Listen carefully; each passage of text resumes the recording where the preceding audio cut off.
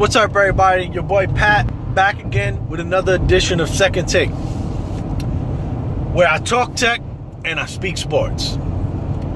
Now, today's topic of the day is the Galaxy Note 8. Now, I've been waiting for this phone for a year now because last year's Note 7 issue with the battery, and I had to get an S7, and I kind of went through my whole ordeal of which phone should I get.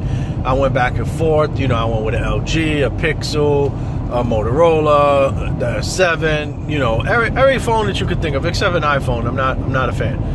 But I got excited about the Note 8 and thought they're gonna hold off on this fingerprint scanner or fingerprint sensor that'll be hidden under the screen or embedded under the screen, and make this the big wow factor for the Note 8 to kind of lessen the blow and kind of make a big differentiation or point of difference between the S7 and the Note 8, because for the most part the S7 has been pretty awesome, and the Note 8's only had a couple of different features, or the Note series only had for the last couple of years just a few different features, maybe a bigger screen. But now they've got this is allotment of where they got the S7 and the S7 Edge, and now they got the S8 and the S8 Plus. So they kind of got two different models of the S series. I'm hoping next year that goes away. And one of the biggest reasons is because the Note series usually has a bigger screen, but now the S8 and the S8 Plus are like 6.2 and 6.3 inches. So they're rumored to have a 6.4 inch screen on the Note 8. So back to the Note. I'm kind of disappointed when I'm hearing about the fingerprint scanner not being embedded under the screen. I thought that would have been an awesome feature. It would have been James Bondish type, tech, and it would have been a big point of difference between the two. But now they're looking to put this back on the back of the phone like the S8 has, and they're looking to put it basically right by the camera how the S8 has, and people made a lot of stink about it. I didn't really find it to be that big or that cumbersome, but I think having it in the middle of the back of the phone would have been a little bit better.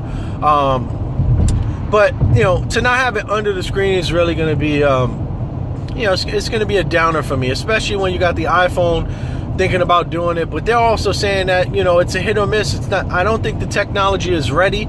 So I could see this technology being pretty impressive once it's up and running and it works 99% of the time. If it's going to be hit or miss, one out of every 2 times you scan your finger, or every 7 out of 10 times, it's really going to be a downer, and it could be a big red eye or red spot, red mark on the phone, if it doesn't work flawlessly like we've come to be accustomed of fingerprint scanners working, or just working and being working every time.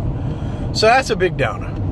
So that's one of the things. The other thing I like to see with the Note 8 is this weird aspect ratio on the it's like 18:9 aspect ratio, really weird, and it kind of crops YouTube videos and any type of videos and pages that you're looking through on the internet. So really just a weird aspect ratio. I like to see the Note, if you're gonna go to a 6.4 inch screen, I like to see you just go to a 21:9, just a wide screen. It's a standard type of ratio. 21:9, 18:9 is kind of odd.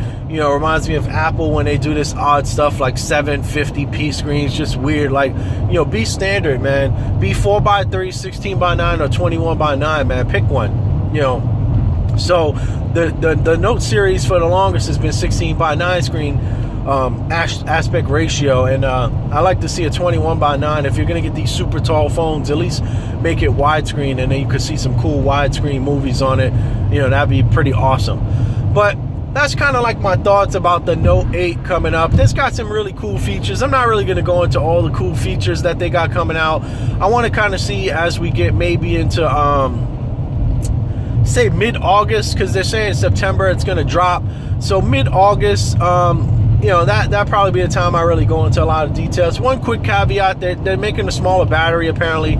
Last year's model had a 3500 milliamp battery. This one's gonna have a 33 milliamp battery. I don't know why we're dropping in size. I mean, you could just make this the battery skinnier but longer, just like the phone, and probably get, you know, a 35 milliamp battery, probably even bigger, into that phone quite handedly. You know, other phones have done 4,000 milliamps. Motorola's done it, and this was years ago with their Droid Turbos. So, you know, it's not the size of the battery, and, you know, I'm kind of disappointed that they're saying that, you know, they're playing it safe because of that. You know, I don't think the size of the battery was the reason why it exploded. I think having positive and negative receptors close to each other when they expanded was kind of what the issue was.